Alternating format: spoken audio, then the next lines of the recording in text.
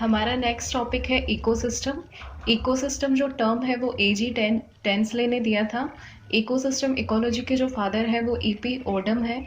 Ecosystem क्या होता है? किसी भी एरिया में एबायोटिक और बायोटिक कंपोनेंट्स के बीच में जो इंटरेक्शन होता है उसको इकोसिस्टम बोलते हैं। एबायोटिक और बायोटिक कंपोनेंट्स मतलब किसी भी पार्टिकुलर एरिया में जितने भी लिविंग और नॉन लिविंग कंपोनेंट्स हैं उनके बीच में जो इंटरेक्शन हो रहा है, जो भी एक्सचेंज हो रहा है, उसको अपन क्या बोलते हैं? इकोसिस्टम बोलते हैं। नेक्स्ट है इकोसिस्टम के क्या क्या कैरेक्टरिस्टिक्स होते हैं। इकोसिस्टम साइज में बड़ा भी हो सकता है, छोटा भी हो सकता है, टेम्पररी भी हो सकता है, परमानेंट भी हो सकता है। और जो इकोसिस्टम होता है वो क्या होता है? सेल्फ रेगुलेटरी होता है, सेल्फ सस्टेनिंग होता है और ओपन यूनिट होता है। उसमें एक्सचेंज इजीली हो सकता है, इन और आउट किसी भी इंडिविजुअल का, एनर्जी का उसमें इन और आउट होता है, इसलिए वो क्या होता है? ओपन यूनिट होता है और उसकी इनडिस्टिंक्ट बाउंड्रीज होती हैं। और उसमें होम्योस्टेटिस प्रेजेंट होता है। होम्योस्टेटिस क्या होता है? उसमें इक्विलिब्रियम मेंटेन होता है। वो अपनी खुद की स्पीशीज के स्ट्रक्चर और उनके फंक्शनल प्रोसेस को क्या करता है? सेल्फ रेगुलेट करता है। टाइप ऑफ इकोसिस्टम की बात करें तो एक तो नेचुरल इकोसिस्टम होता है, एक आर्टिफिशियल इकोसिस्टम होता है। आर्टिफिशियल इकोसिस्टम वो होता है जो मैनमेड होता है और नेचुरल इकोसिस्टम होता है जो नेचुरली प्रेजेंट होता है। नेचुरल इकोसिस्टम भी दो टाइप का होता है, टेरेस्ट्रियल होता है और एक्वेटिक होता है। टेरेस्ट्रियल की फर्दर बात करें तो उसमें फॉरेस्ट इकोसिस्टम होता है, ग्रासलैंड इकोसिस्टम होता है, ट्री इकोसिस्टम होता है और डेजर्ट इकोसिस्टम होता है। एक्वेटिक इकोसिस्टम की बात करें तो उसमें फ्रेश वाटर इकोसिस्टम होता है, सलाइन वाटर इकोसिस्टम होता है और मैराइन वाटर इकोसिस्टम होता है। आर्टिफिशियल इकोसिस्टम की बात करें तो ये मैनमेड होता है, जिसका एग्जाम्पल है जैसे गार्डन, क्रॉपलैंड हुआ। साइज के बेसिस पे चार टाइप का इकोसिस्टम होता है। मेगा इकोसिस्टम किसका? मेगा इकोसिस्टम है ओशन या सी जो होता है वो किसका एग्जांपल होता है? मेगा इकोसिस्टम का एग्जांपल होता है। फिर उससे थोड़ी कम साइज होती है फॉरेस्ट की, तो फॉरेस्ट क्या होता है? मैक्रो इकोसिस्टम होता है। फिर उससे कम साइज पोंड की होती है, पोंड क्या होता है? माइक्रो इकोसिस्टम होता है। फिर जो ड्रॉप ऑफ वाटर होती है वो भी खुद में क्या होती है? एक इकोसिस्टम होती है। और वो कौन सी होती है? Nano ecosystem. तो यहाँ पे जो सबसे बड़ा इकोसिस्टम होगा वो ओशन इकोसिस्टम होगा और सबसे छोटा होगा वो ड्रॉप ऑफ वाटर होगा। नेक्स्ट इकोसिस्टम के स्ट्रक्चर की बात करें तो इकोसिस्टम के स्ट्रक्चर में दो कंपोनेंट्स होते हैं, एक तो बायोटिक कंपोनेंट्स होते हैं और एक एबायोटिक कंपोनेंट्स होते हैं। बायोटिक कंपोनेंट्स की बात करें तो जितने भी लिविंग कंपोनेंट्स होते हैं जैसे प्लांट्स, एनिमल, माइक्रोब्स, वो सब क्या होते हैं? बायोटिक कंपोनेंट्स में आते हैं। अब अपन प्रोड्यूस और बायोटिक कंपोनेंट्स में भी प्रोड्यूसर और कंज्यूमर्स होते हैं। प्रोड्यूसर्स की बात करें मतलब प्रोड्यूसर्स का मतलब क्या होता है? जो अपना खाना खुद प्रोड्यूस करते हो, जो अपना खाना खुद बनाते हो, खुद प्रोड्यूस करते हो, उनको अपन क्या बोलते हैं? प्रोड्यूसर्स बोलते हैं। और अपना खाना कौन बनाते हैं?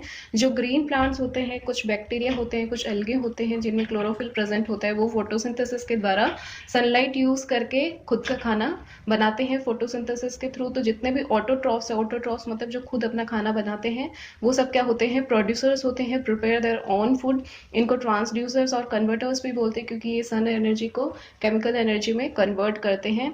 और टेरेस्ट्रियल इकोसिस्टम में जो ग्रीन प्लांट्स होते हैं वो प्रोड्यूसर होते हैं। और एक्वेटिक इकोसिस्टम की बात करें तो वहाँ पे प्रोड्यूसर्स कौन होते हैं? फाइटोप्लैंक्टन होते हैं। नेक्स्ट कंज्यूमर्स की बात करें तो कंज्यूमर्स जो होते हैं जो खाना कंज्यूम करते हैं, जो खुद प्रोड्यूस नहीं करते, खाना कंज्यूम करते हैं। मतलब ये क्या करते हैं? जितने भी हेट्रोट्रॉप्स होते हैं इकोसिस्टम के वो क्या होते हैं? कंज्यूमर्स होते हैं। अपना खाना खुद नहीं बनाते, वो डिपेंड रहते हैं अपने खाने के लिए किसी और के ऊपर। कंज्यूमर्स को फैगोट्रॉप्स बोलते हैं। और they depend on producers for food, वो खाने के लिए किस पे डिपेंड होते हैं? प्रोड्यूसर्स पे।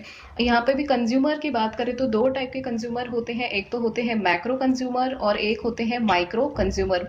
मैक्रो कंज्यूमर की बात करें तो इनको फैगोट्रॉप्स भी बोला जाता है और होलोजॉइक भी बोला जाता है। ये खाने को पहले क्या करते हैं? इंजेस्ट करते हैं, उसके बाद डाइजेस्ट करते हैं। मैक्रो कंज्यूमर की बात करें तो मैक्रो कंज्यूमर भी तीन टाइप के होते हैं, एक तो प्राइमरी कंज्यूमर होते हैं, सेकेंडरी कंज्यूमर होते हैं और टॉप कंज्यूमर होते हैं। कभी कभी टर्शरी कंज्यूमर भी प्रेजेंट होते हैं। प्राइमरी कंज्यूमर के बाद में सेकेंडरी कंज्यूमर होते हैं, सेकेंडरी कंज्यूमर के बाद में टर्शरी कंज्यूमर होते हैं और सबसे टॉप पे टॉप कंज्यूमर होते हैं। प्राइमरी कंज्यूमर की अपन बात करें तो प्राइमरी कंज्यूमर क्या करते हैं? अपना खाना डायरेक्टली प्रोड्यूसर से ऑब्टेन करते हैं। प्राइमरी कंज्यूमर को सेकेंडरी प्रोड्यूसर्स भी बोला जाता है। प्राइमरी प्रोड्यूसर्स तो कौन होते हैं? जो ऑटोट्रॉप्स होते हैं वो, और जो प्राइमरी कंज्यूमर होते हैं उनको सेकेंडरी प्रोड्यूसर भी बोला जाता है। वो डायरेक्टली अपना खाना प्रोड्यूसर से लेते हैं। और इनका एग्जांपल है हर्बीवोरस एनिमल, जू प्लांक्टन एक्सेट्रा। सेकेंडरी कंज्यूमर की अपन बात करें तो ये प्राइमरी कार्निवोरस होते हैं। जो प्राइमरी कंज्यूमर होंगे वो हर्बीवोरस होंगे, और जो सेकेंडरी कंज्यूमर होते हैं वो क्या होते हैं, कार्निवोरस होते हैं। और वो किस पे डिपेंड करेंगे, किसको फीड करेंगे, प्राइमरी कंज्यूमर को फीड करेंगे। और जो टर्शरी कंज्यूमर होंगे वो किस पे फीड करेंगे, सेकेंडरी कंज्यूमर पे फीड करेंगे। और टॉप कंज्यूमर होते हैं वो, उनको कोई भी किल नहीं करता, उनको कोई भी अपना भोजन नहीं बनाता, जैसे लायन हुआ, मैन हुआ, पिकॉक हुआ। माइक्रो कंज्यूमर की बात करें तो माइक्रो कंज्यूमर को डिकम्पोजर्स भी बोला जाता है, सेफ्रोट्रॉप्स भी बोला जाता है, ऑस्मोट्रॉप भी बोला जाता है, ट्रांसफॉर्मर भी बोला जाता है।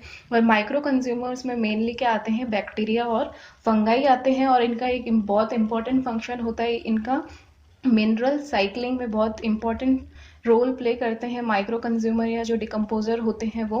और डेट्रीवोरस की बात करें तो जैसे डेट्रीवोरस का एग्जांपल है अर्थवॉर्म।